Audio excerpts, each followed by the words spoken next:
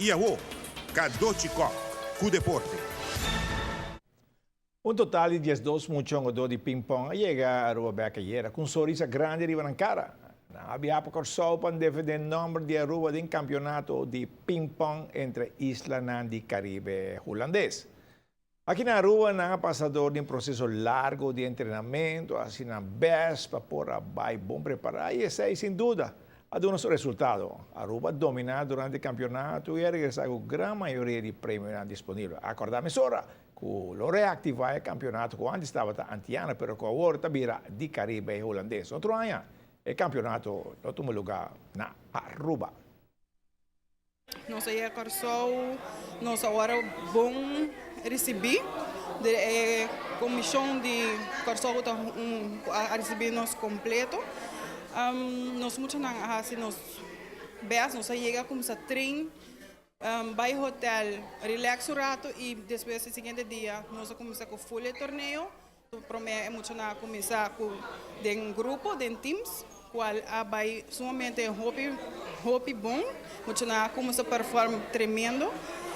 Tal tem batalha não com Corso e Boneiro tá tem um pare muito tremendo também e Corso também tá hobby vindo de mesma direção com Aruba na de nível pero Aruba tá tem hobby mais training hobby mais experiência em sentido de que nós aí vai mais viajar aqui na luta para deporte e na subsídio de deporte que nana que nós para lograr vai mais lugar na que muito nada tem mais confiança que na chega e performa hobby mais melhor a sua prestação excelente mesmo onde eu me queria que mas só me punta na com a medalha na Nobincune pois tem uma competência regional e federação de tafel tennis faz tremendo trabalho pensar que nós está felicitar também o presidente e todo o coach e trainers entre outros Rudy Rara e a senhora Leon para um bom trabalho e claro nós agradecemos e nós felicitar a família e fanático que sempre é importante e seguro não dúvida é voluntário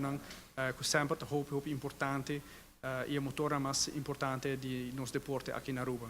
Especialmente nós também para felicitar na chegada acaba, assim nós de parte do governo também dando nosso apreço para o trabalho duro de nossa juventude. Nós vai hope prêmio, nós temos 1 e 2 lugares em categoria de muita tena grande, então nós mesmos a batalhar contra nós mesmos no último dia, qual está hope emocional, depois emocional está treino com o outro e nada haya na o que vai competir foi e da haya com nós batalhar outro então se nada tá hope bonita para o quando nós muito não com nada treino junto e nada batalhar junto com o outro e nada queda fair e nada queda contento de resultado qual nós só tem resultado surprise e nós só tem quando nós está saca a que passa.